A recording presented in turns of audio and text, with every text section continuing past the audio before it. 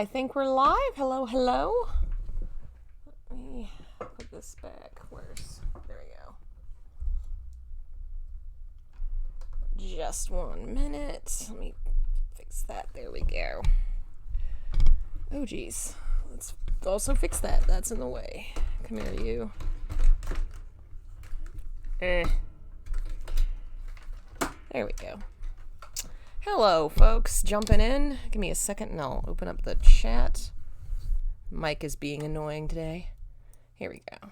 Hey, Lobsoul and Jeff. We'll give it a minute and let some folks hop in, and then we'll get started.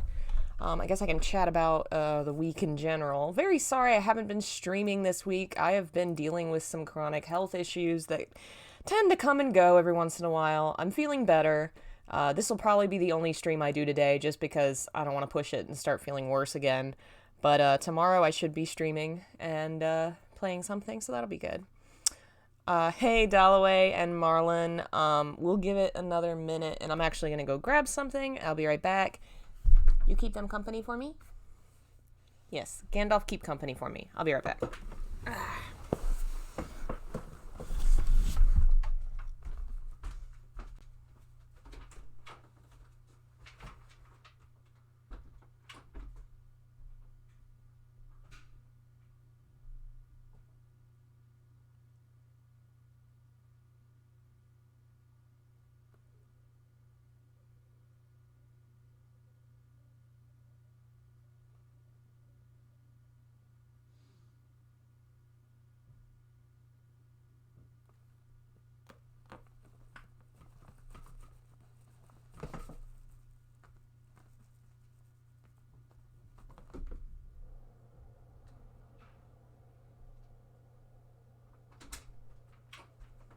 You left!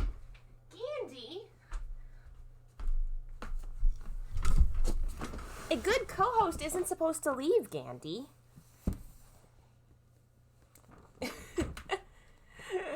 Hey, Atris, Diana, welcome. Alright. See, what is it?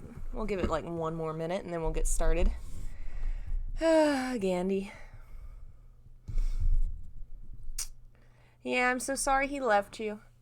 He actually, what he did was he followed me to my bedroom door and waited by my door for me to come back, which is the cutest thing. You guys are so needy. I posted a video earlier of Bob. He likes to lay down next to me when I'm asleep and I was resting, trying to take a nap, and he just starts gently touching my face and pushing his head under my hand, demanding attention. Don't sleep, only pet.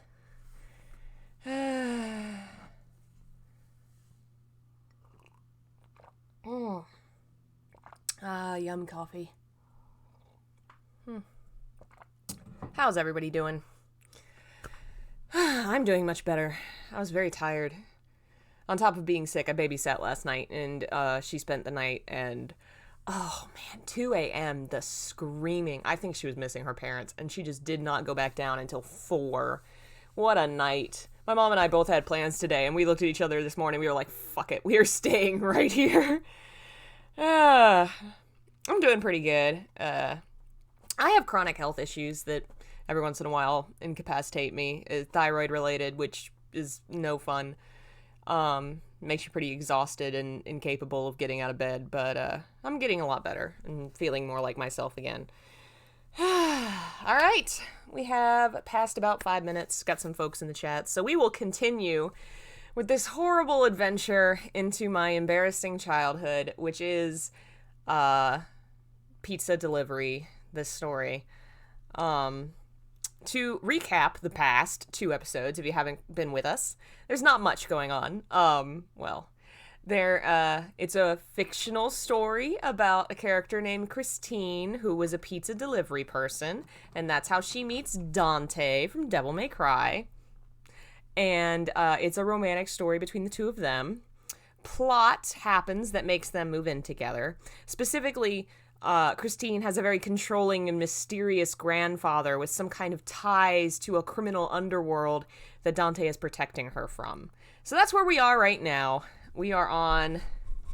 Go away. We are on about chapter 7 of 12, I think. We'll read 3 today, and then next week we'll read the ending, which will be fascinating. Have I read The Unfinished Stories by Tolkien? Joe. Actually, okay. I know we were both supposed to about to start, but I want to show y'all if I still have it.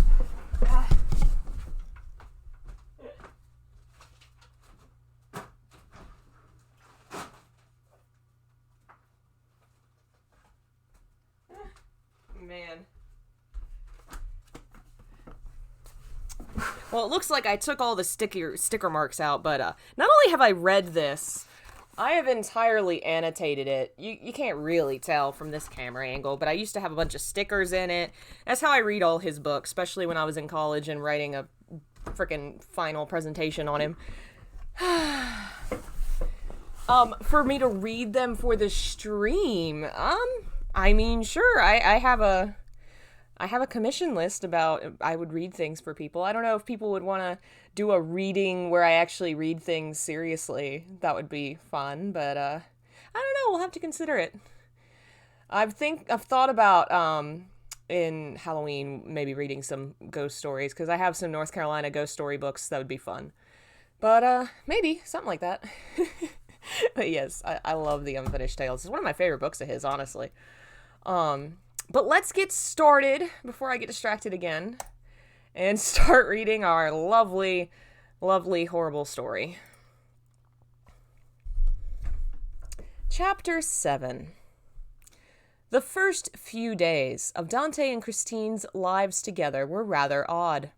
First, Dante had to cope with a lack of pizza that he'd never experienced before. The withdrawal effects were frightening. Sometimes he'd stare at the fridge looking for something to eat for a very long time, a dead look in his eyes. Often he'd grumble and glare at Christine, who would ignore him. One afternoon, as Christine was typing, Dante quietly made to take her cell phone, and without turning around, she muttered vehemently, "Drop it." Because apparently he doesn't have his own phone.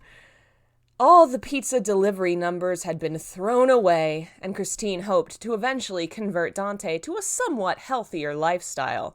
He was fighting tooth and nail, and eventually, to make it easier, Christine allowed him pizza every Friday.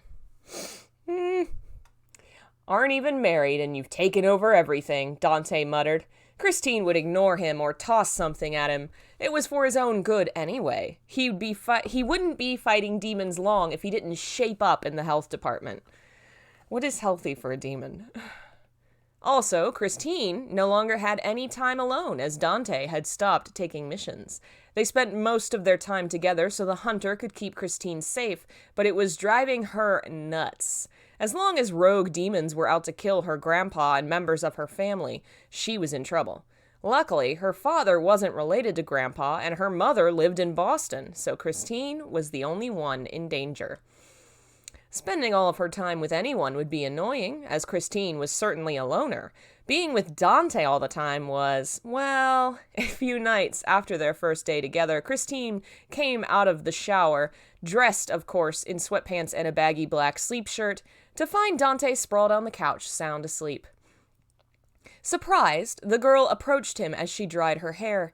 He looked almost peaceful as he slept, perhaps even serene. Watching him, Christine wondered how such a handsome-looking man could be such a pain in the butt. Sure, she knew he had a heart of gold, but he hardly ever showed it. The peaceful look on Dante's face changed, and his lips parted slightly. Was he having a dream? Curious, Christine stayed where she was. Suddenly, Dante moved a little, his arms twitching. Ugh.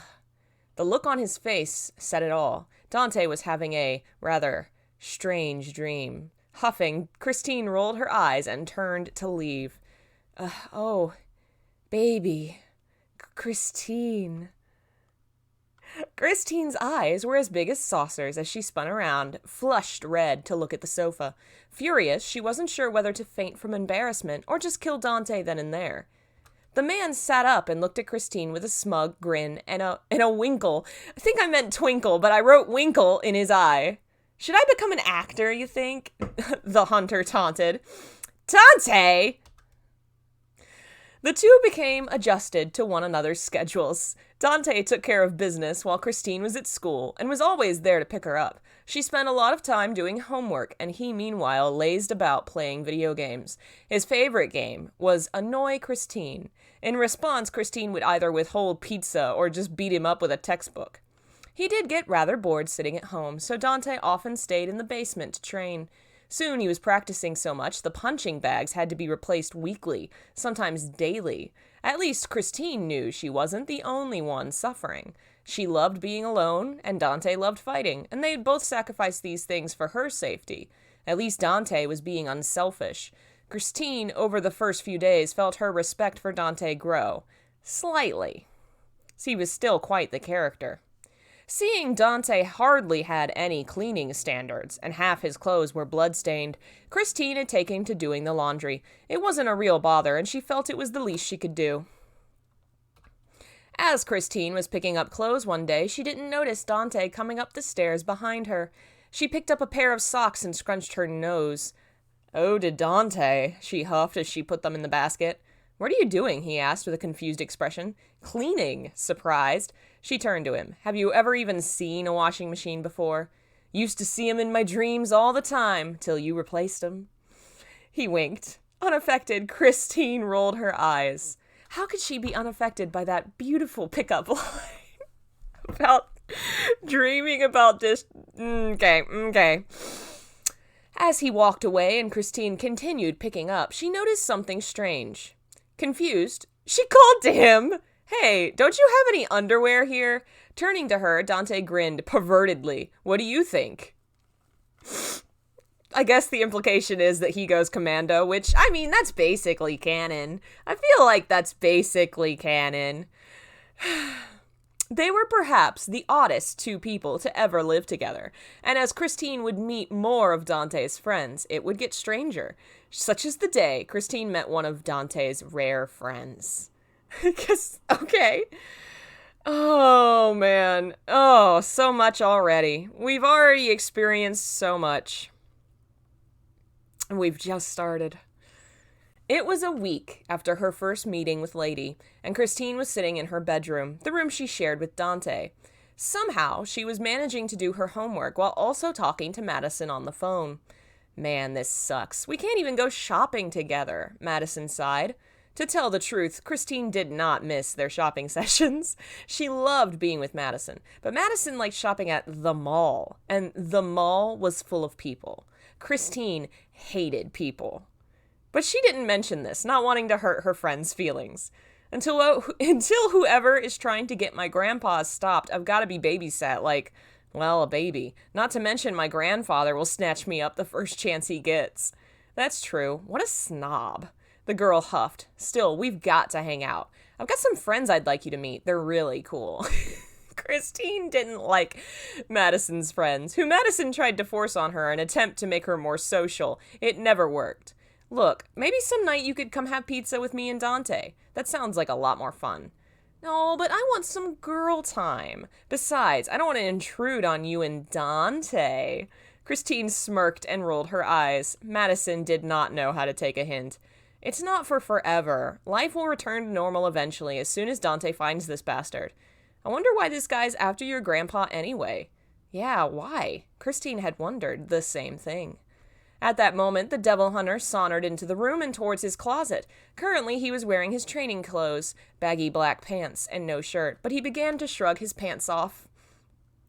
"Holy shit, Dante!" Christine screeched into Madison's ears, jumping in surprise and falling off the bed. Dante laughed. "What? It's my room too, you know." He proceeded to take his black, sweat-lathered pants off, dropping them to the floor. Removing the leather pants and chaps out of the closet, he started slipping them on. "What's going on? Come on, what is it?" Christine ignored her friend and instead, red-faced, shouted at the hunter. "What the fuck's wrong with you? At least warn me." "Hey, this is a treat," he laughed as he buckled his belt. At this point, Madison shouted in Christine's ear. "Come on, talk to me," the girl begged. Clearly annoyed, Christine muttered, "Dante's being an asshole." "But he's a cute asshole," she giggled. Christine chose to ignore that. Glancing back to see if it was safe, she saw that Dante was buckling his Buckling his black shirt up. I guess this was DMC4 era. He did have a weird shirt that had buckles on it. Buckling his black shirt up and heaved a sigh of relief. Finally dressed, the hunter walked to the side of the bed where Christine was sitting and kneeled to her level, snatching the phone real quick. Hey! He ignored Christine's objections and talked to Madison. So have you told her about our date yet? The man asked nonchalantly. Christine seemed confused, but Madison understood. Oh, put me back on. With a debonair smirk, Dante held the phone back to Christine. The woman was edgy, almost weary, as she snatched the phone back. What date? She growled. His work done, Dante sauntered out of the room. As she listened to Madison on the phone, the woman leaned into the hallway, shouting after him, Come back here! What's going on? She addressed the last statement to Madison, talking into her cell. I set you up with a date with Dante next Friday at 7. Christine looked like she'd been punched in the gut. Wonderful. Hey, Dante appeared at the bottom of the stairs, demonstrating with his arms. I don't know what demonstrating with his arms means. I don't know. Hey, Pablo, and everybody else. Ship Christine and Lady. Come to the repair corner with me. It's not a bad plan. Not a bad plan at all. Alternate universe fic right there. Okay, where was I? He winked and barely dodged out of the way of Christine's shoe. Even though the woman knew it wouldn't be that bad, she would never admit that she felt she could trust Dante. Anyway, I'm leaving, he called from downstairs. Surprised, Christine ignored Madison's laughter and walked to the stairs. Wait, what? Once again, Dante stood at the bottom, holding Christine's Converse in one hand.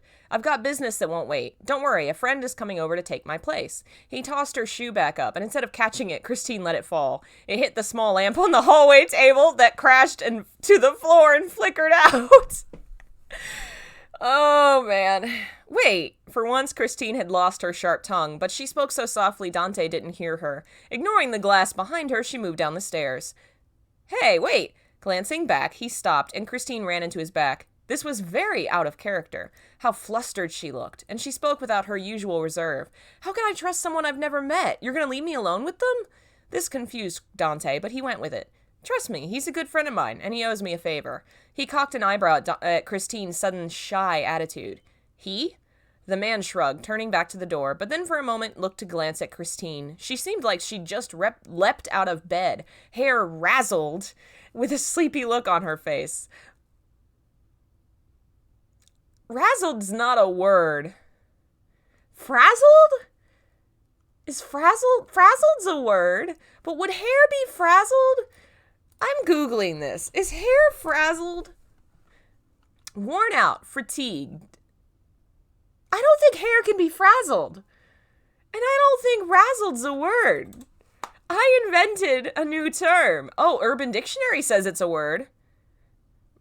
Feeling confused, not functioning properly, and a bit all over the place. Huh. I guess hair could be that way. I have no idea. Who knows what 15-year-old AJ meant. Usually, she had a sharp wit and determined look about her, but at this moment she looked almost vulnerable. You okay? He asked. For a moment, the girl didn't know what to say. Madison was buzzing in her ear, so Christine hung up on her. Dante quirked an eyebrow at her. You this nice to all your friends? She ignored him. I'm fine. I'm just not sure I like this situation, leaving me here, the girl huffed. A small smirk came to his lips, and he crossed his arms. Feel nervous without me? Flushed scarlet, Christine regained her vicious tongue. Actually, I feel a great sense of relief. That I don't have to watch you come in the bedroom and change. And I can shower in peace. Dante's only reaction was a laugh. So why don't you want me to leave? Christine frowned deeply. Who says your friend isn't twice as bad? Touché. He bowed slightly. But then again, it just so happens that this friend of mine is madly in love and wouldn't even blink if you invited him into the shower with you. Which if you did, I would have to kill him in a jealous rage. Kill away, then I wouldn't have to bother with him. Resigning herself to her fate, Christine crossed her arms and trudged to the computer. But then we'd need a new babysitter, and I'm afraid killing the kid would be harder than it sounds. With one last wave, Dante turned to the door. I'm not leaving yet, but as soon as he's here, I'm gone. He proceeded to move out the front door to the porch. For a moment, Christine watched him sit on a rocking chair. which Christine had bought. The front porch just looked so empty. He propped his feet up, and she felt strangely forlorn. As much as she wanted to believe Dante, strangers scared her. She only hoped that this friend of his was as nice as Dante wanted her to believe. Oh, God. Oh, God. All right. Oh, I also had that picture I forgot about for the changing scene. Meanwhile, Dante was talking to said friend on his phone, who until only 5 minutes prior had not known he was going to be playing babysitter. "What the hell, Dante?" the voice of a young, strong male shouted through the phone. "Last time I saw you, we killed a giant animated statue of your dad, and now out of the blue you want a favor. Way I see it, you owe me one. Didn't you say so yourself way back then?" Dante leaned back in the chair, grinning. The huff that came from the phone seemed to show the youth realized Dante's words were true. "A little warning would have been nice." "You'll get over it. How soon can you get here?" the older man asked. "Oh, and would you mind getting pizza on the way? I'm starving." "Suck it, old man." An hour later, Dante's erstwhile friend entered his house and re-entered his life for the first time in a few months. And just like old friends, the arguments ensued immediately. Christine heard them from the bathroom as they began. At first, it sounded like the male clone was in the other room, taking her place as a pain in the butt to Dante. As she stepped into her... At first, it almost sounded like her male clone was in the other room, taking her place as a pain in the butt to Dante. I guess saying that it sounded like it was someone sassing him the way that she does, that's a weird sentence. As she stepped into the room, she was quite amused by what she saw. "Hey, look who it is," Dante laughed as the new person sauntered into the room with all the attitude Dante himself had, but with a lot more teen angst. "What took so long?" "I went out of my way to get your fucking pizza. That's what took so long." Sneering, the boy tossed the pizza box onto the counter. "You did? I'm touched." Whatever. The new person was shorter than Dante, but with the same silver hair. A weird cast covered his arm, but he moved it with ease. As Christine stepped into the room and examined her new guardian, he and Dante began to bicker. "Hello, R.E. Gorilla. You haven't missed too much. We've only been reading for 20 minutes? Nothing plot important has happened, other than new characters showing up." For the most part, Christine ignored them. She was more curious about the cast on the stranger's arm. It certainly didn't look broken. He moved it with ease. It was rather weird. Finally, the new guy noticed Christine standing in the hallway and looked up. Dante turned around. "Hey," he grinned and nodded toward the man. "Come meet your babysitter." Nervous, Christine frowned and moved closer, but not far beyond Dante. "This is Nero, a pain in the ass who owes me a favor." The man motioned to Nero, who frowned at him. "I'm sorry you have to put up with him for the night, but it was him or lady, and I don't want her searching around for the money I owe her." Nero rolled his eyes after Dante's explanation. "I feel sorry for this girl that she has to live with you. But I'm pretty lucky, aren't I?" The older man winked, and once again Nero rolled his eyes. But he did nod, which made Christine flush and glance away like she hadn't heard. Approaching Christine, Nero held out his hand as a form of peacemaking. Christine noticed it was the one without the cast. "Are you left-handed?" Christine asked, and Nero shrugged. She nervously took his hand, but instead of shaking, Nero did a strange thing where he grasped her hand and pulled back, something Christine had never done. It was a weird handshake, and at the look of confusion on Christine's face, Nero chuckled. "What?" Instead of shaking, Nero did a strange thing where he grasped her hand and pulled... I guess the thing where... And then you do that? So I went out of my way to be... I guess I'm trying to say Nero's cool. And she wasn't. She's not cool. She does a nerd handshake, and he does the cool thing. This is ridiculous. Okay. "So who are you?" Nero asked. Dante watched the exchange as the two talked. "Christine, unfortunate denizen of this business," she gestured about. "Like I said, I'm sorry," they both laughed. Christine felt a little more at ease. Nero didn't have the same friendly air to him Dante did, but it was easy to warm up to him. He wasn't bad. He seemed sort of protective. Not as easygoing, but certainly not mean. Her fears faded a bit. Dante smirked, realizing Christine was okay with the situation. He grabbed his sword from its place on the wall, put it on his back, and turned to the door. "Well, don't get frisky while I'm gone." If you end up with Christine, I might have to look to Kyrie for comfort, Dante addressed Nero as he left. Sauntering away, hands in his pockets, Dante knew he'd hit the mark when Nero spun around and yelled at him, "I'll kick your ass!" Dante just laughed as the door slammed shut behind him. Everyone was so good looking in DMC4, Dante got less handsome in DMC5. Aw, I disagree. I love scruffy old man Dante. But I like beards and dirty old men, so I guess that's my thing. I think Nero looked better in that one too. It was a little weird at first, but that's what happens when you go from a very anime style art to very realistic, very hyper realistic. It was a strange change, but it works for me now. I like it. DMC5 is one of my favorite games ever. I'm so in love with it. It was rather awkward for the first few minutes. Christine, though she had begun to feel less nervous, still felt rather stiff. She didn't know what to say or do with this total stranger. Nero, too, seemed lost for words, brushing his hair out of his eyes. "Well," he sighed and looked at her. "Need anything?" The woman seemed taken back by the question and shook her head. "Okay." The man shrugged and went to the sofa, grabbing the remote. Christine sighed. What was she supposed to do now? Glancing at the clock, she realized it would be a while before she was tired, so she might as well work on some homework.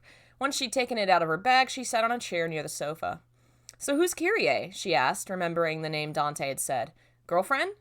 Nero daunted, and his eyes grew distant at the word Kyrie, as if he were imagining her.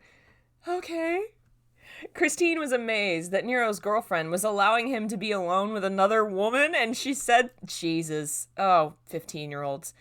"Kyrie isn't the jealous type. She knows I love her," Nero told Christine. So for an hour they sat in almost total silence, only the TV breaking the quiet. Every so often, Christine would glance at Nero. She noticed how alike he and Dante looked. Were they related? At that point, she decided to ask Nero how he and Dante met. Understand, at the point this story was written, this was DMC4, before the reboot. No one actually knew for sure what the relation there with Nero and Dante was. There were two major ideas, and one of them was definitely that they were related, but we had no idea, so I'm not sure how I dealt with it in this story. "We were enemies at first, but he helped me save a friend," the boy began. As he spoke, he stood and walked to the kitchen. Christine could hear his voice from the other room. "He was a pain in the ass at first, but he can be a nice guy if he wants." "That's the truth," Christine chuckled. "So that's why you owe him? He helped you?" The boy nodded. Once again they fell quiet. After a while, Nero groaned and let his head fall back on the couch. "I am so fucking bored."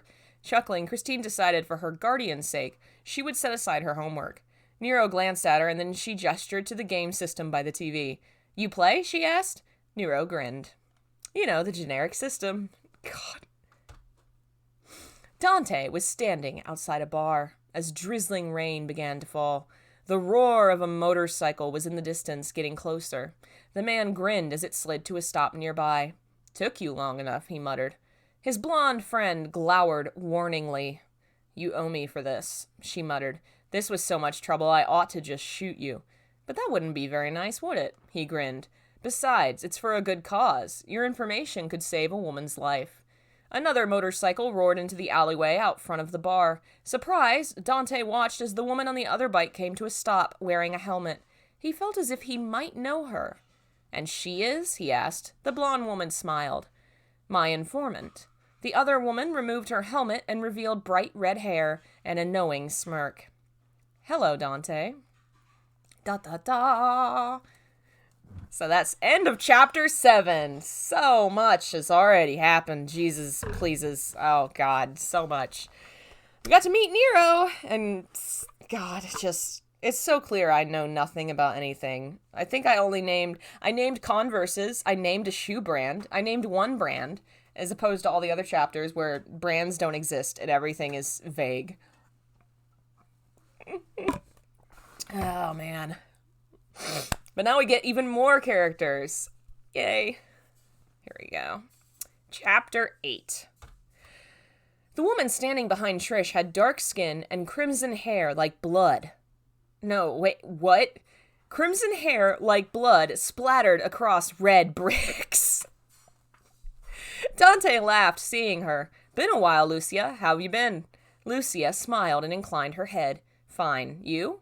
Dante thought of Christine. Confused as hell, but I'll live. This wasn't the answer Lucia expected, and it showed on her face, but Dante just laughed. How'd you get involved in this? The man asked. Both women parked their bikes and turned them off. Trish stood next to Dante as the other two talked. I've been keeping track of your demon for a while. He came to the human world from Dumari Island. Dumari Island was Lucia's home. When I heard Trish was asking about him, I called her. Cool, he grinned, and Trish shook her head, turning to the entrance to the bar. Should I leave you two to talk and deal with the demon by myself? She asked as she went inside. Dante and Lucia glanced at one another one last time before following. For those who don't know, I'm incorporating a little lore from DMC2 here. Lucia is one of the playable characters from that game, who sadly seems to have been left in the past ever since, because I loved her. Like, DMC2 is not a great game. She was the best part of that game, for sure. And I'm really sad that they've just kind of like, feels like they're really trying to forget DMC2 ever happened, so everything in it is just kind of ignored, including her, which is a tragedy. The room was pretty large, with a bar running along the left side and tables arranged across the room. It was full of patrons and beautiful waitresses. Dante and his partner were led into a back room and offered drinks. No thank you, Lucia muttered. Beer, Dante requested. Trish asked for the same. Not a beer. Not like, oh, I want, I want a Miller Lite. No, just beer. Just give me a beer.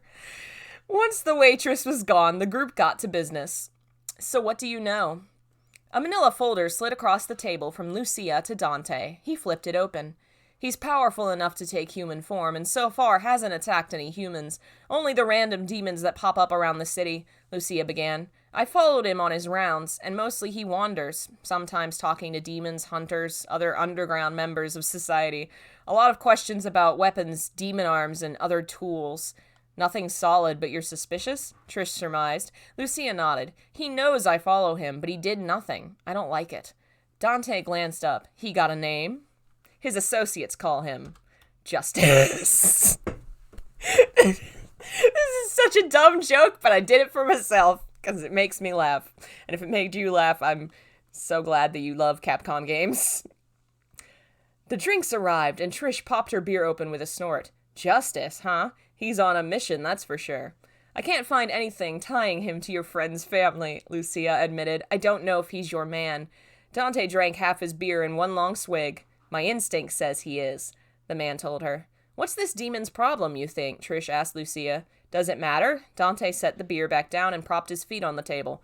We kill the guy, it's over and done.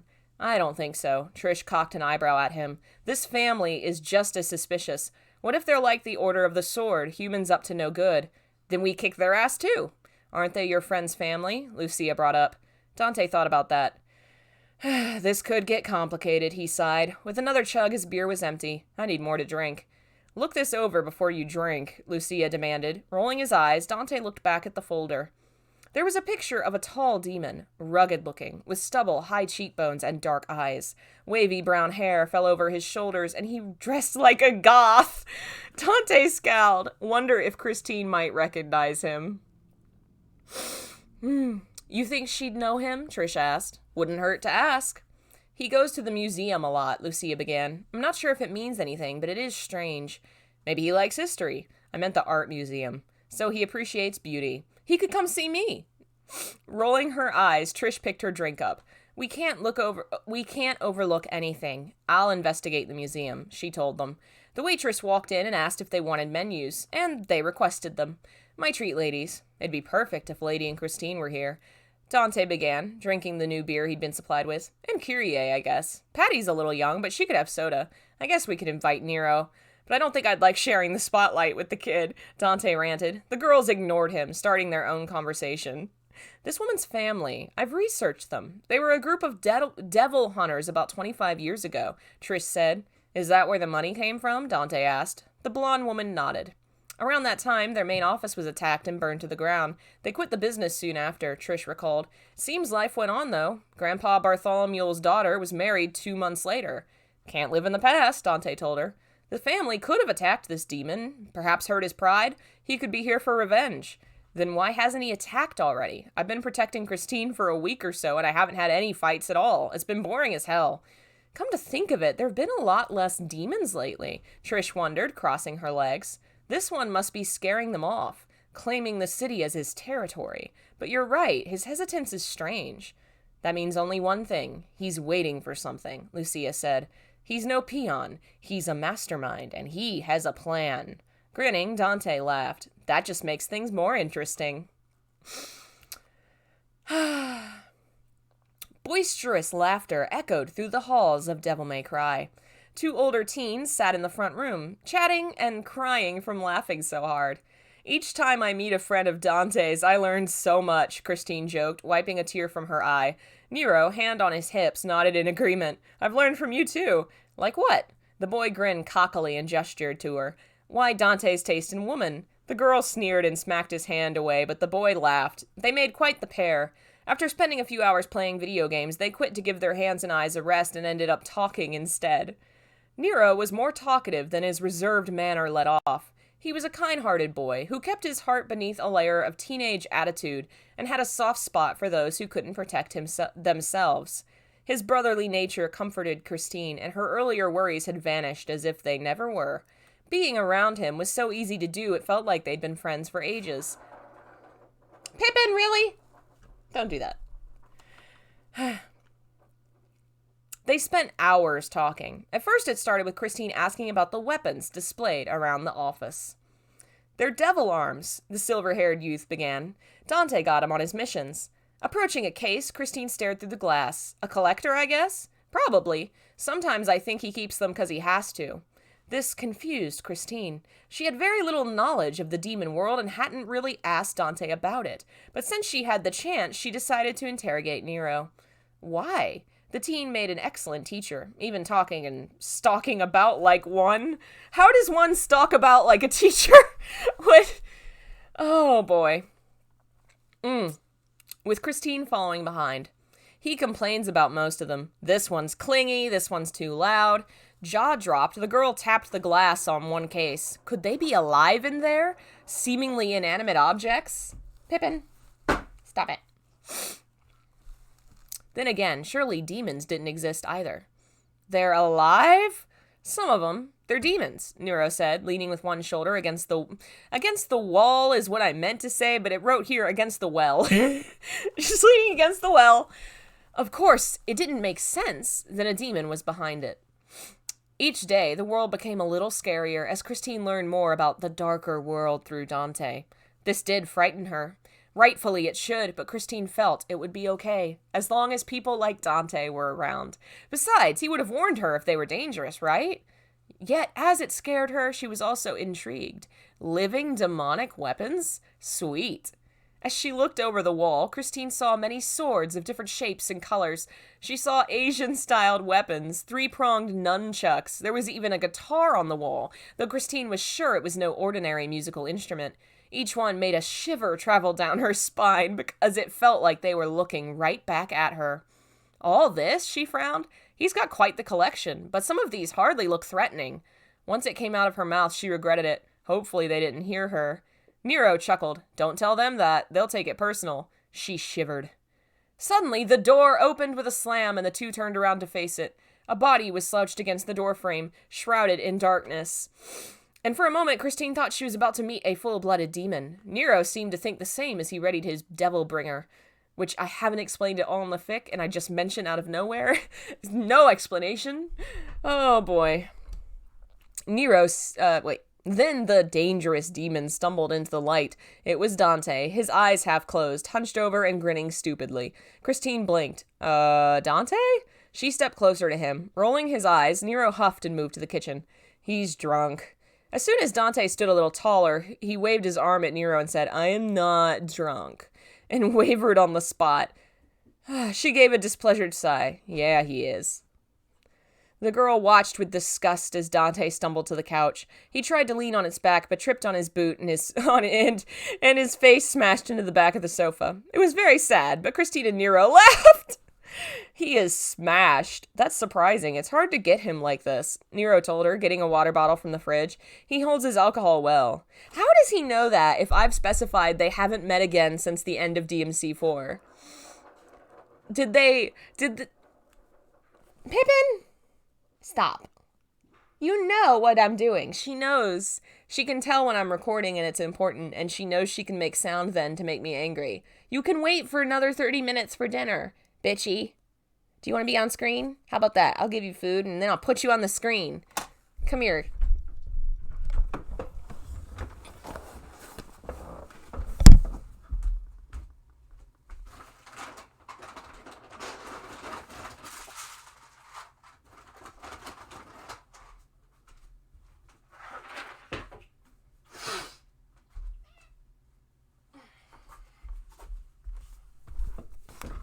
Ha-ha! You've been captured. Come here. Ta-da! Ha-ha! Say hello, Pippin! Diana's saying Pyramid Head's knife shouldn't be smaller than Cloud's sword. I don't know about that! Because in the game, Pyramid Head's sword isn't as large as he is, but Cloud's Buster Sword is as tall as he is. I feel like the Buster Sword would be bigger. Though, honestly, the proportions of all these weapons together don't make sense. If anybody recognizes all of them, you get a gold star. Alright. I guess he holds his alcohol well. I guess so. He is a demon. The man was currently mumbling something about flying furniture as he pulled himself up and set his chin on top of the couch. His tired eyes wandered the room and fell on Christine. Hi, he grinned. Christine shook her head. So what do I do with him? She crossed her arms. He's supposed to protect me. What if demons attack while he's like this? Standing nearby, both watched as Dante tried to stand on his own. He stood but stumbled far to the left, only just catching himself. Why's the house shaking? It's like a boat. He kept laughing to himself as his friends shook their heads. You'll probably be fine, but I'll stay anyway, Nero told her. I'd hate to have to kill Dante if I left and he let you get hurt. The boy moved past Dante, ignoring the man as he asked, Are we on a boat? Oh. Then he laid down on the sofa, hands on his head. I'm going to sleep. If he gets annoying, wake me up. Then he closed his eyes. Christine smiled. She knew Nero didn't have to stay and put up with their weird friend, but he was anyway. It was a nice gesture. From there, Christine turned to scowl at Dante. You idiot.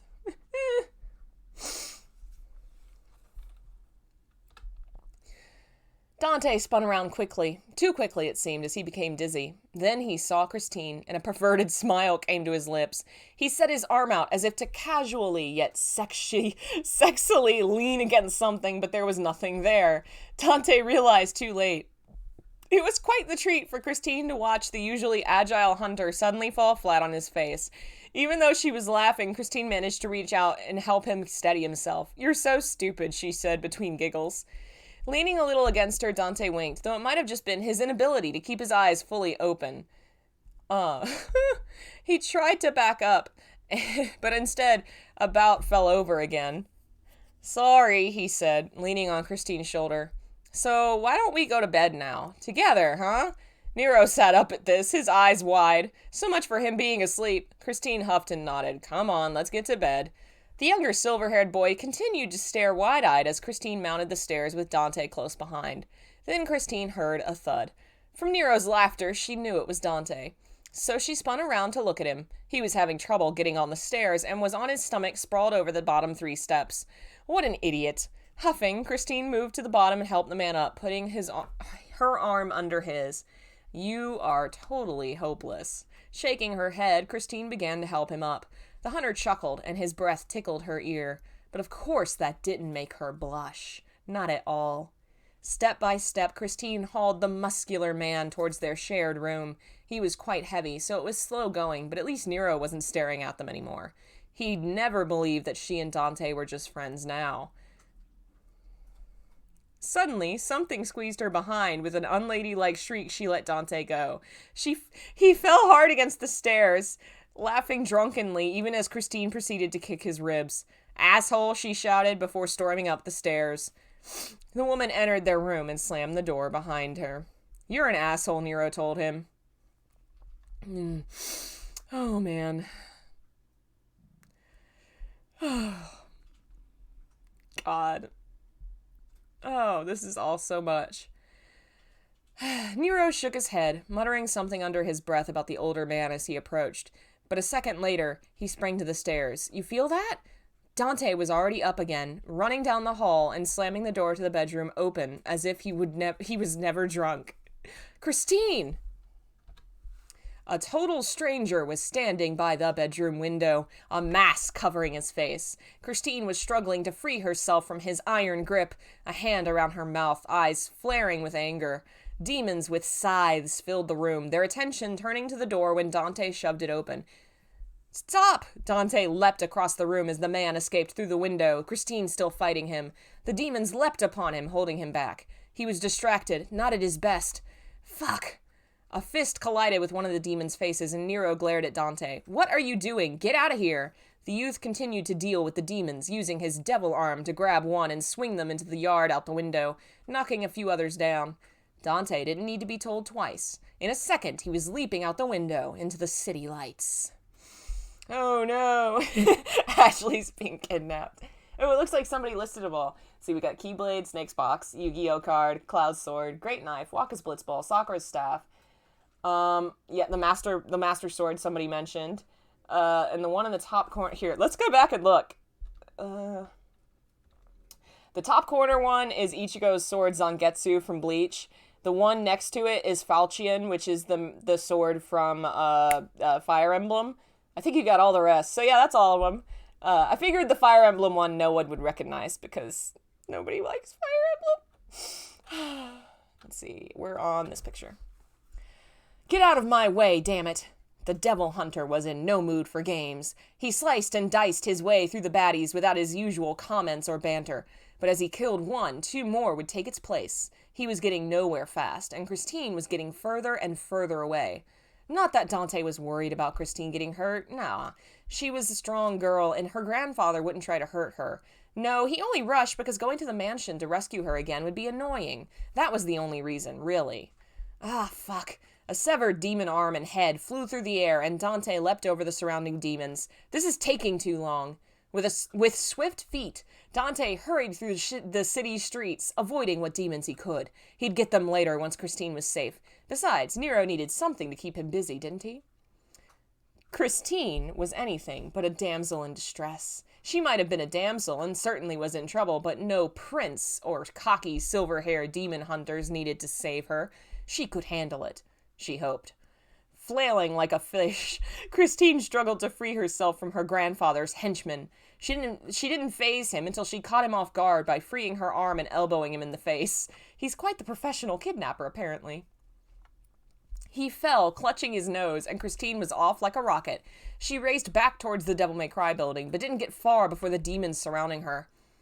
The demons, though they seemed to be aiding her grandfather, turned on Christine quickly. The hulking, drooling beast stumbled towards her and she stepped back, looking for something to use as a weapon. Shit, she cursed. Glancing to the left, the woman saw a fire escape. She took the change and raced towards it, quickly climbing towards the roof. I'm sure that was supposed to be chance. Hello, Jose. Welcome. What she found there was her grandfather's henchman. Oops, that's not where that's supposed to be. Where'd it go? I had another image. It must not have loaded it. Oh well. She punches a guy.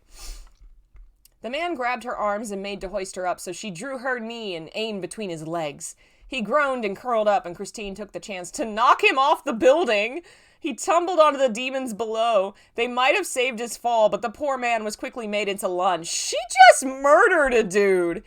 Okay, but like, she just low-key murdered a guy.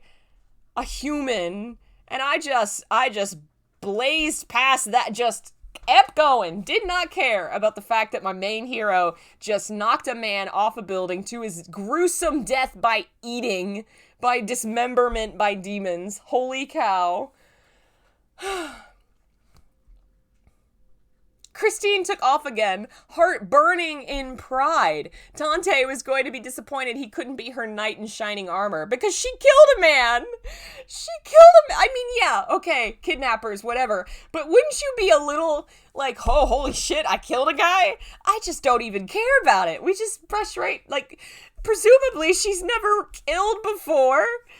God, this is nuts. Oh, man.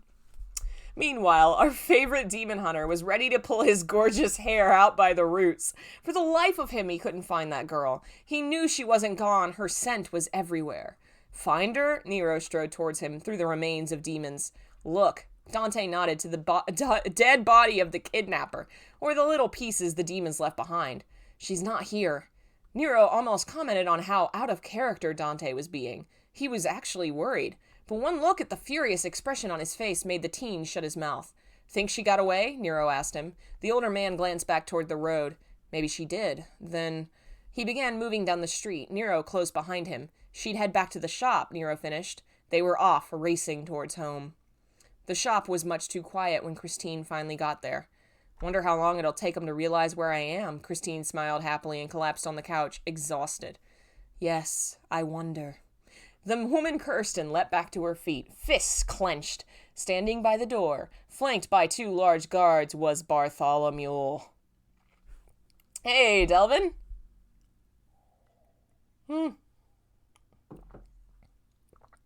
Grandpa. Christine glanced away. Her grandfather smiled and moved towards her. Despite knowing the danger, Christine couldn't help but reach out and hug him. My poor dear, Bartholomew muttered as they leaned away. Why do you do this to yourself?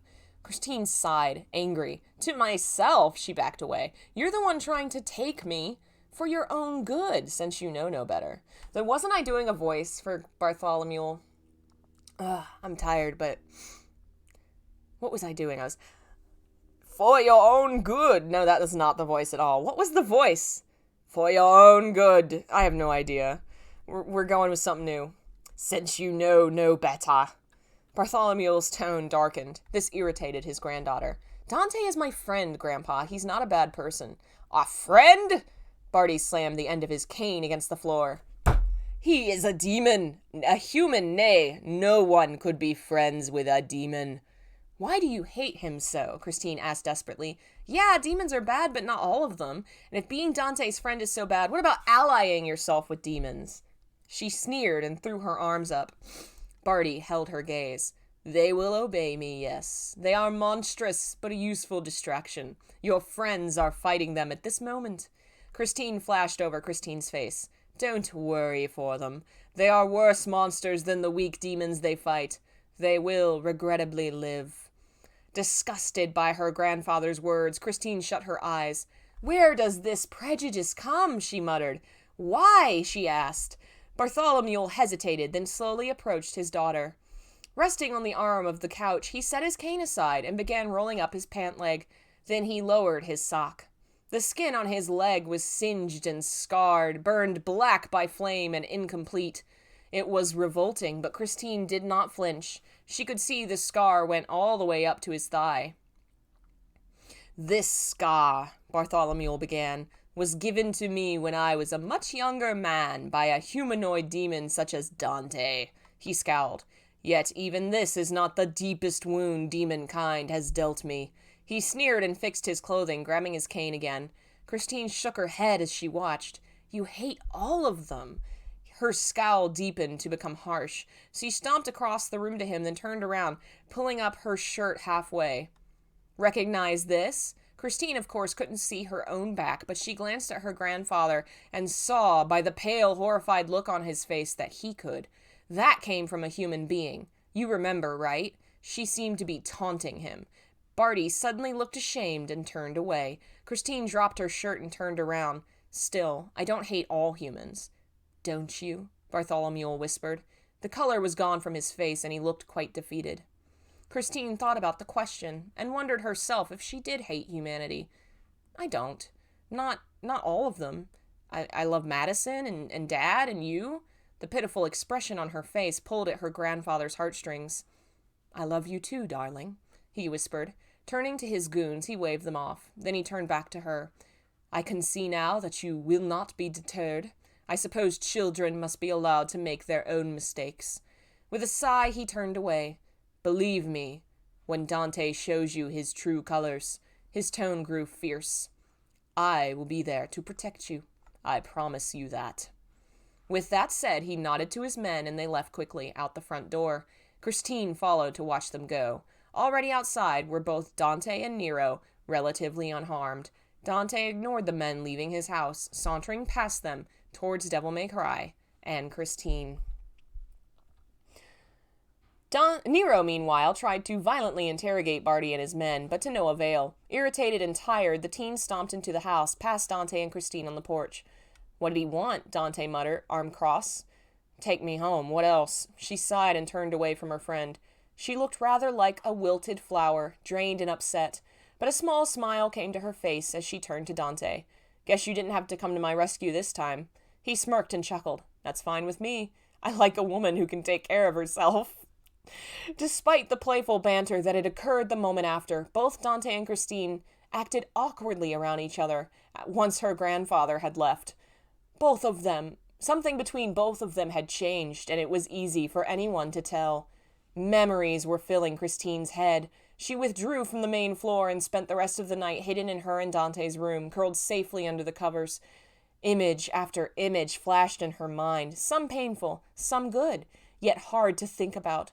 She remembered years of peace at her grandfather's mansion, times when her family had been whole and happy. Then she remembered the other times, when she'd received her scars. These memories, though unwanted, reappeared in her mind again and again. She bit her knuckles, but she did not cry. It was not nice to look back and remember. It was numbing and emotional, a fight between her need to pretend she didn't feel anything anymore and the pain she held within. And she couldn't be around anyone, least of all Dante. She could not let them see her this way, to let them know of her weakness. Weakness led to coddling, questions like, "Why are you crying?" Pity and more pain. In the midst of her crying, Christine realized her fear of being pitied by Dante, of what Dante might think of her, stemmed from growing emotions inside her. Her plan to get closer to Dante in hopes of dating him had turned against her. Now she really knew him, truly cared about him. Isn't that the point of dating, though? Okay. Just his smile made her heart flutter, her voice break. That was the most heart-wrenching of pains, knowing she actually cared for Dante and that she, the wretch she was, did not have any chance with him, nor did she deserve him.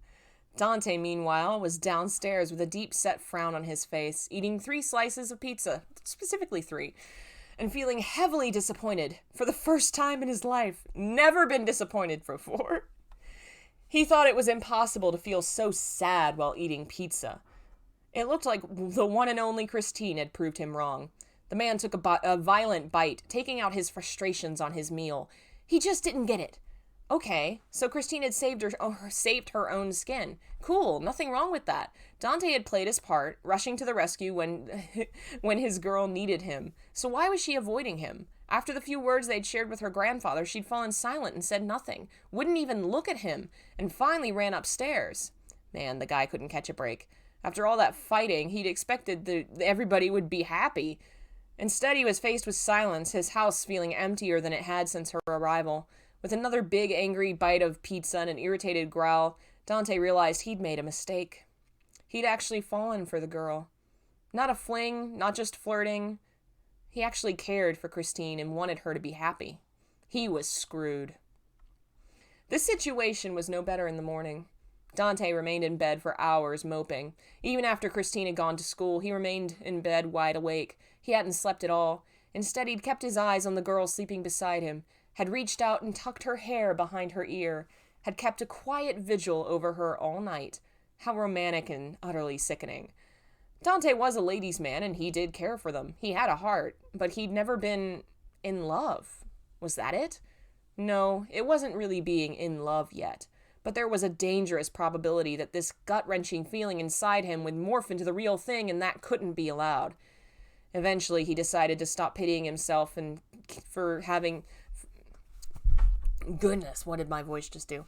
Eventually, he decided to stop pitying himself about the girl ignoring him for some reason. So he got up and got some pizza. As he was eating, it was a strange thought occurred to him. It tasted a little strange. It was kind of different. It wasn't as good as it usually was. For a moment, it took him to realize he was eating pizza from the delivery place, and it just wasn't as good as Christine's pizza. Dante devoured the rest of the slice and stomped back to his room, diving into the comfort of his bed to sulk. Oh man, so much is happening. After a long, tiring day, Christine returned home with a mountain of schoolwork and a migraine pounding in her head. She grumpily threw her things on the couch and moved to the fridge to find anything to eat. For once, she didn't care if it was healthy. Didn't care if it was deep-fried butter dripped in fat. She just wanted to eat. She dove into a bag of potato chips and collapsed on the sofa. A perpetual look of anger was on her face as she munched. Her thoughts wandered from her crappy school day to Dante, to her grandfather, then back to Dante. Then she remembered something. Their date. They'd been set up by Madison for a date, and it was supposed to be happening that night. The girl snorted and rolled her eyes. That's definitely not happening, she muttered. Looked like she'd gotten out of it. Somehow, though, she was disappointed. She'd been looking forward to it in a weird way. Christine sighed and set down the chips, heading to the bedroom. Imagine her surprise at finding Dante still in bed, dead to the world. He was sleeping upside down, one leg off the bed, a little drool on his lips. It was endearing, and that made her frown. It should look stupid, not endearing. The woman retreated downstairs. A thought occurred to her. She glanced back up the stairs. Then she accepted something in her mind, smiled, and skipped down the staircase. The house smelled nice when Dante woke up. The man groaned a little and let a curse when he felt his wet lips. Disgusting. He was Dante, lady charmer. He did not drool, ever. The man huffed and wiped it off, frowning. Then the smell came back to him. Curious, the man stood and stretched. Where was that coming from, and who in the world was cooking it? He sleepily wandered into the hallway downstairs. The heavy aroma was coming from the kitchen, of course. The kitchen table, which was hardly ever used and was more commonly a poker table, was set with dishes, and 2 candles were lit on it. Other than the candles, the lighting was pretty dim. Something was bubbling on the stove, and Christine was busy in the kitchen, filling glasses with water and doing other associated dinner chores. She was so preoccupied she didn't notice Dante sneak up on her. What's the special occasion? The man's smirk became a grin when Christine stiffened. She turned and glared at him. Then he chuckled. Her look softened at the sound. You forgot too, huh? The girl smirked when Dante blinked. Our date. It suddenly hit him. The date Madison had set them up for. He had forgotten with the insanity of the day before. Before he could say anything, Christine continued as she began to dish up the plate. You look tired, and I know I am, so I figured we should just stay here. She ignored his gaze slightly, moving past him towards the table. Dante was feeling more smug by the second. I'm surprised you didn't blow me off and let me sleep through it. Christine frowned. I said I'd do it, so I am. What, did you change your mind? Not at all. If possible. Christine became redder. But that's not really the way a lady should look on a date. He motioned to her sweatpants. You didn't really dress up yourself, she retorted. All Dante was wearing was his leather chaps. He grinned. I'll dress up if you do. Oh, my Lord. We've gone on such a roller coaster here. Oh, my God.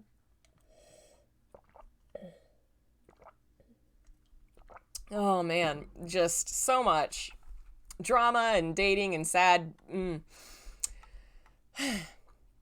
Christine made a beeline for the bedroom. She didn't have much in the way of fancy clothes, but she dove into the pile in to attempt to find something. Dante entered the room and crossed to the side, already unbuckling his pants. She was used to his blatant, uncaring attitude towards nudity, so Christine simply kept looking for something to wear. She found something, and satisfied, stood to leave and get dressed elsewhere, but once she turned around, she came face to face with her half-dressed date. Frowning, the girl made to move around him. That's what you're wearing? He said, looking at the dress. Yes, what of it? He took it and shook his head. It's a muumuu. It is not. Dante moved to the pile of clothes and began looking. Christine, displeased, nevertheless let him look, sitting on the bed with a huff. He scanned through them quickly, only pausing once to grin like an idiot and play with her bra. She smacked his head and grabbed it from him. All right, this one. Dante held up something. A little black dress, going down mid-thigh.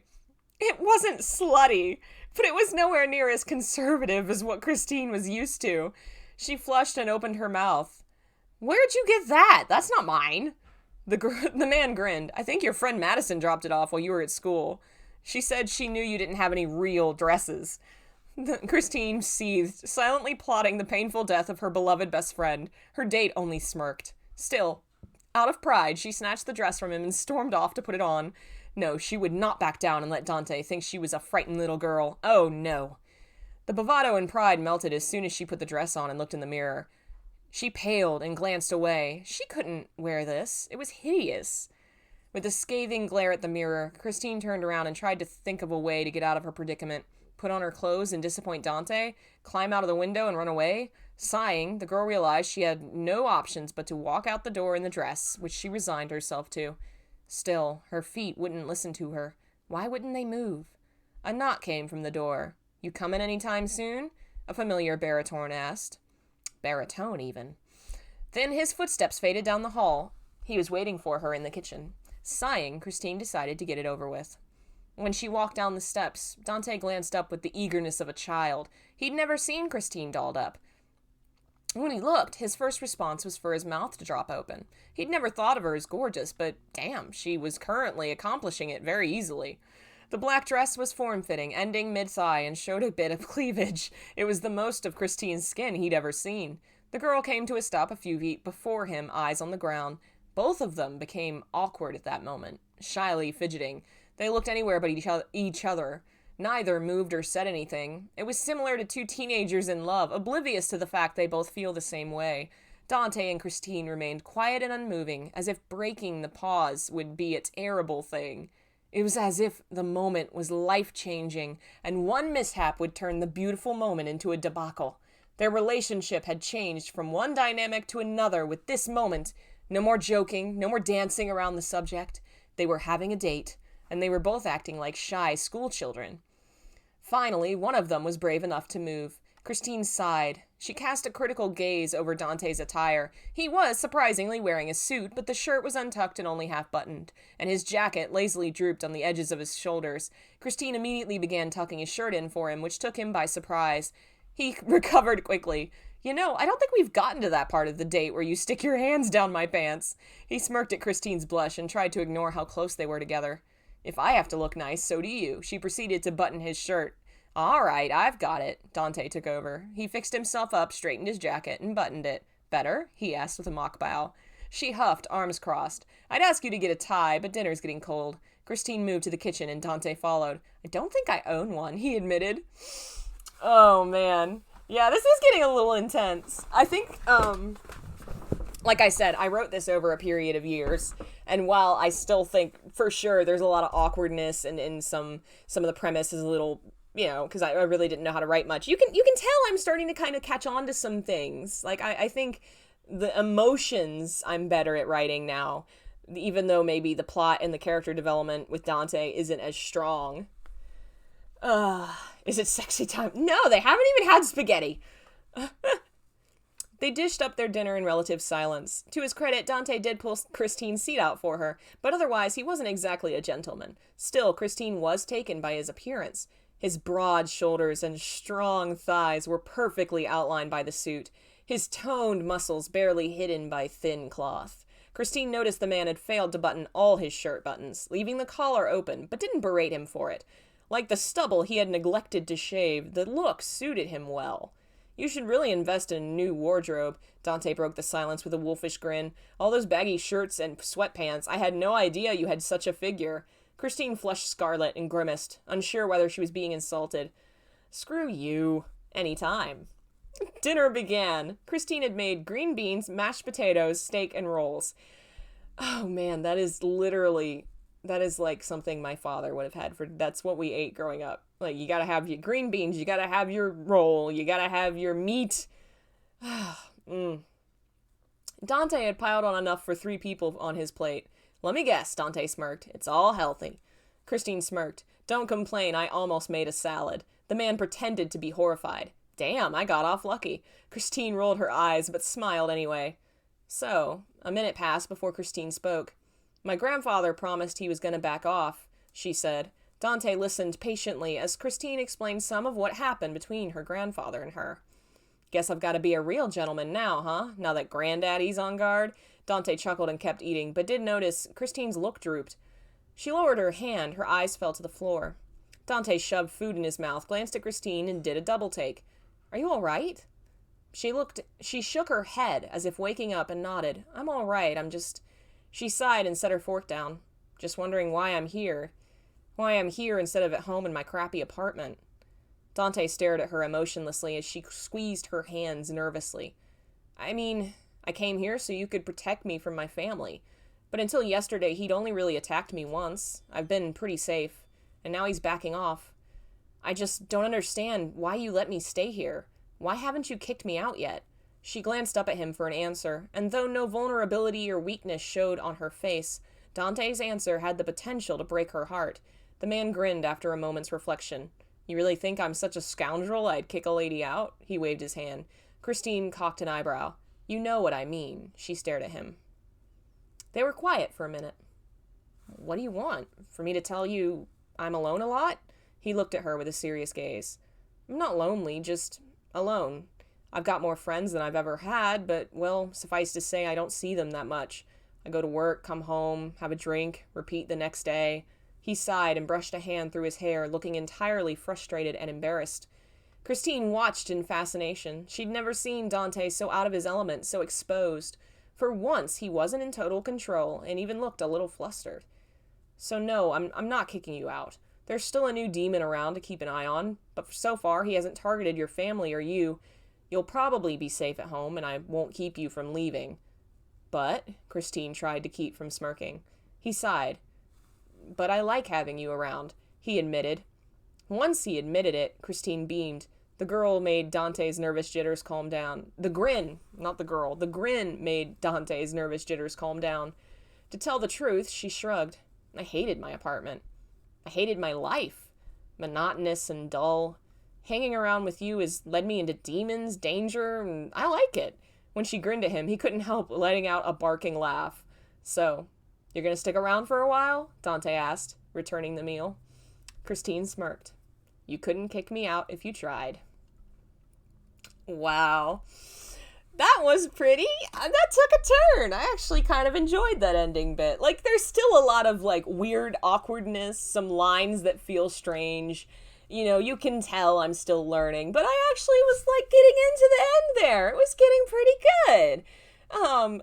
And I feel like Dante's characterization is definitely off because I was trying to write the kind of character I thought was, you know, smooth operator, flirty kind of guy. But really that's not, like, Dante's a flirt, but he's not really that kind of character.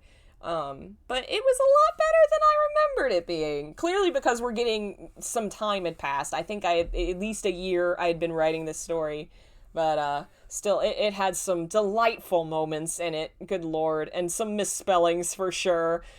Oh, man. There's only 3 chapters left. I don't remember how I pulled this all together. I did remember as we were reading that there was more backstory I'd forgotten about. There's, like, some kind of trauma in her past with the scars.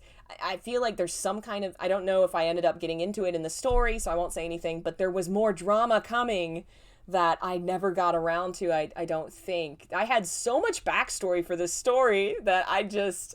Man, it's nuts. It's nuts. And we only have 1 week left before we get to the end, whatever the end is. I don't remember. I know, excuse me, I didn't finish this story. I did not finish it. I had more I needed to do. Who knows? Maybe I'll try and throw something together to make it end well. But thank you guys for joining me. That was fun. We will be back. I'm not going to stream any games tonight just because I am pretty exhausted, but I will stream something tomorrow. Not sure what yet. Be sure to follow me on social media if you like. The links are below. There are also some links for buying my books. There are some links for commissioning me to read stuff, make stuff, record stuff, all kinds of details down in the links. You can join the Discord if you want to hang out and have some fun and goof off with us. I will do my best to finish the fics we're reading here. And next time we will also choose what we're going to read next. I'm going to have to look into what I'm going to do. Are we going to have the gay special? I will have to do something for that. That whole thing that happened. I will do something. That'll be fun. Yeah, there was some drama online, and anyway, if you want more details, it's on my Twitter, and I'm probably going to do something in honor of it, because it was hilarious. Thank you guys all for joining me, and we will get back to it soon, so have a good one. Bye.